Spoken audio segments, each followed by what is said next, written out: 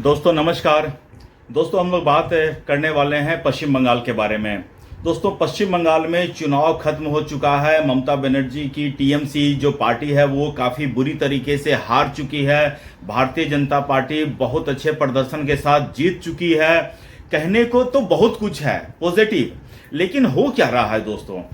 पश्चिम बंगाल में जब से चुनाव संपन्न हुआ है 4 तारीख को काउंटिंग के साथ चुनाव संपन्न हो गया है।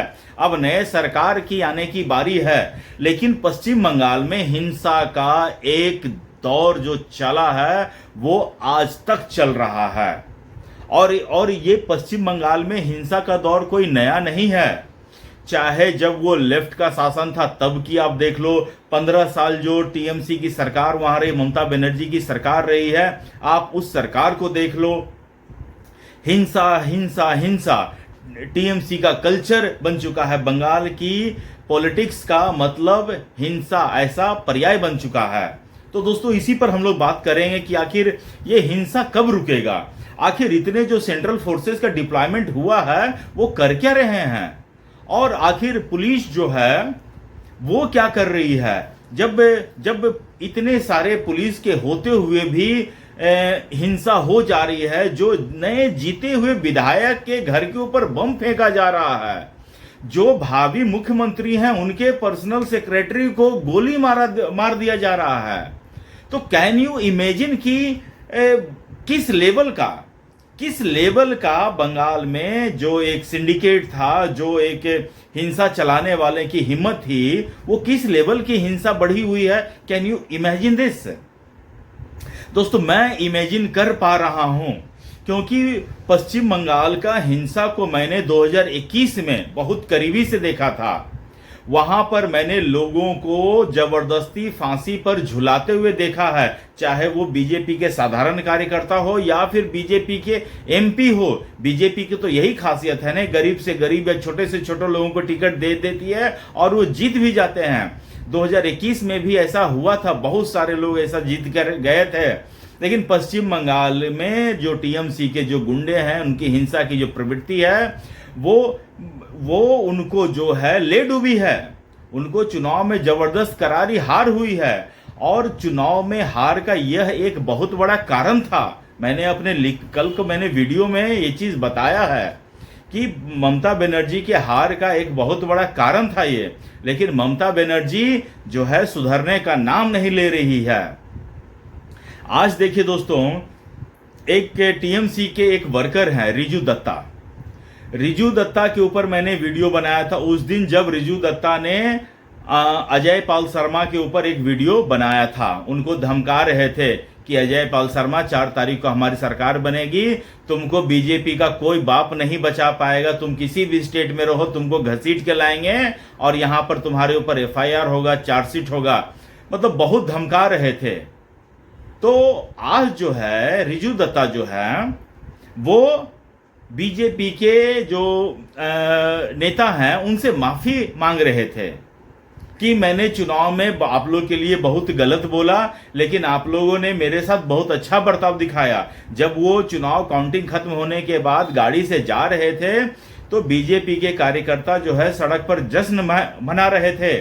उन्हें लगा कि जिस तरह के टीएमसी के कार्यकर्ता करते हैं वो उन्हें मारेंगे। उनका ड्राइवर चूंकि मुसलमान था तो उनको लगा कि अब तो इन लोगों को मार ही देगा।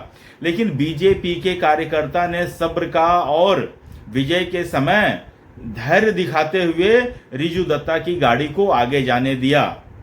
और रिजू दत्ता ने अपने पर्सनल जितने कैपेसिटी में जितने बीजेपी के नेताओं को जानते थे उनको फोन किया, और बीजेपी के नेताओं ने उन्हें आश्वस्त दिया कि आपको या आपके परिवार को किसी भी तरह की दिक्कत नहीं होगा।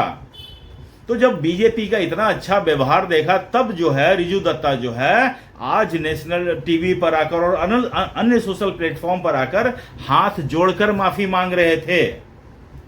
लेकिन फिर कौन है जो टीएमसी के गुंडों को या फिर किसी की सुपारी दे रहा है? सोचिए, चंद्रनाथ जो हैं, जो शुभेंदु अधिकारी के जो पीए हैं, उनको उनके घर के पास सोचिए घर के पास जाके रेकी करके उनको गोलियों से भून डाला। Can you believe this? ये हिंसा का उनको आदेश किसने दिया था?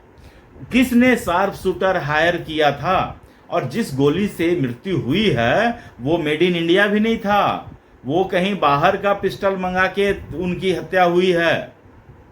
अब लोग कह रहे हैं कि वो बांग्लादेश से आया था, शूट करके चला गया बांग्लादेश, लेकिन बांग्लादेश से उसको बुलाया किसने? अगर कोई लोग ये समझ रहे हैं कि हम बहुत होशियार हैं और हम जो करेंगे करनी उसके ऊपर पर्दा डल जाएगा, उसका भेद नहीं खुलेगा, तो मैं कह रहा हूं 9 तारीख, आज 7 तारीख हो गया है, 8 तारीख कल बैठक है, परसों शपथ ग्रहण समारोह है, तो वो अपने लिए व्यवस्था करके रख लें।